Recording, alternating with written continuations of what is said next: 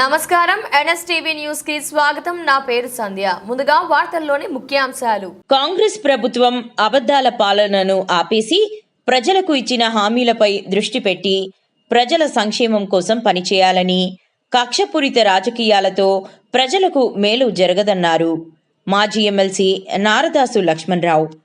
BRS party పిలుపు మేరకు మాజీ మంత్రి కరీంనగర్ ఎమ్మెల్యే గంగుల కమలాకర్ ఆదేశాల ప్రకారం నేడు మాజీ ఎమ్మెల్సీ నారదాసు లక్ష్మణరావు, బీఆర్ఎస్పీ జిల్లా కోఆర్డినేటర్ పొన్నం అనిల్ కుమార్ గౌడ్ ఆధ్వర్యంలో బీఆర్ఎస్ పార్టీ శ్రేణులతో కలిసి కరీంనగర్ లోయల్ మానేరు నది నుండి కాళేశ్వరం జలాలను సేకరించారు.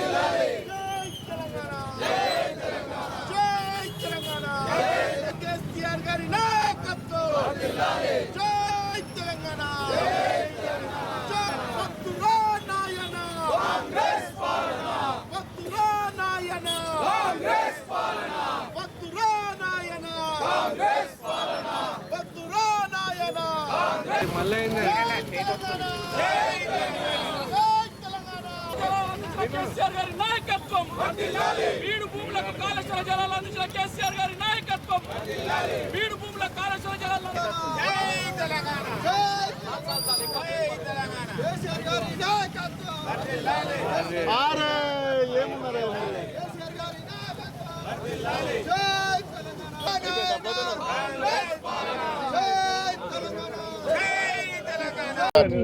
తెలంగాణకు వరదాయిని, తెలంగాణ రైతాంగానికి ప్రజలకు అన్నపూర్ణ లాంటిది కాళేశ్వరం ప్రాజెక్టు. లక్షల ఎకరాలకు నీరందించాలనేటువంటి ఉద్దేశంతో తెలంగాణ ప్రజల నేలలను, రైతుల నేలలను ఆరించి పసిడి పంటలు పండించాలనే ఉద్దేశంతో కాళేశ్వరం ప్రాజెక్టు నిర్మాణం జరిగింది. ఆ రకంగా లక్షలాది ఎకరాలకు నీరందింది. మరియు లక్షల టన్నుల ధాన్యం కూడా దిగుమతి అయింది.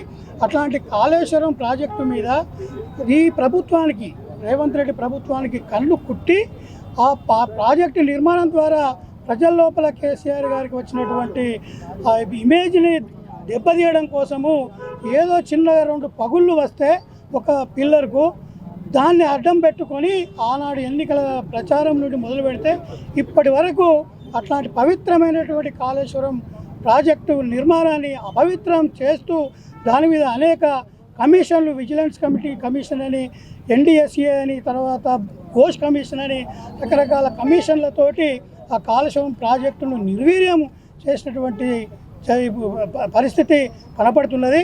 కనుక అపవిత్రం చేసినటువంటి కాళేశ్వరం ప్రాజెక్టుతోటి తెలంగాణ అమరవీరుల ఆత్మలు ఘోషిస్తున్నాయి. తెలంగాణ అమరవీరుల సాక్షిగా కేసీఆర్ గారు కాళేశ్వరం నిర్మాణం చేసి రైతులకు ప్రధానమైన సమస్య అయినటువంటి నీటి సమస్యను తీర్చడం జరిగింది. ఇవాళ కాళేశ్వరం ప్రాజెక్టుకు చిన్న సాంకేతిక సమస్యలతోటి పగులు ఒక పిల్లర్కు ఏర్పడితే దాని యొక్క రిపేర్ చేయకుండా, దాని ద్వారా నీరు అందించకుండా దాన్ని మొత్తం ఎండబెట్టి పండబెట్టి ఇవాళ రైతాంగానికి ఘోషపెడుతున్నటువంటి సందర్భంలో తెలంగాణ అమరవీరుల ఆత్మలు ఘోషిస్తున్నాయి, వాళ్ళు ఆత్మలు విలపిస్తున్నాయి. కనుక వాళ్ళ ఆత్మలు ఘోషిస్తున్నాయి. కనుక మేము కాళేశ్వరం నీళ్లతోటి ఈరోజు తెలంగాణ అమరవీరులకు మేము జలాభిషేకం చేయడం జరిగింది. గోదావరి జలాలు, అవి కాళేశ్వరం నుండి వచ్చినటువంటి జలాలు. ఆ జలాలతోటి అమరవీరుల స్తూపానికి మేము జలాభిషేకం చేసి ఇవాళ అమరవీరులకు మరొకసారి జోహర్లు అర్పించినాం. ఎన్ని కుట్రలు వనినా కుతంత్రాలు చేసినా మళ్ళీ కాళేశ్వరాన్ని పునర్నిర్మాణం చేయడం జరుగుతుంది. తెలంగాణ రాష్ట్ర సమితి ప్రభుత్వం కేసీఆర్ గారి నాయకత్వంలో మళ్ళీ ఏర్పడుతుంది.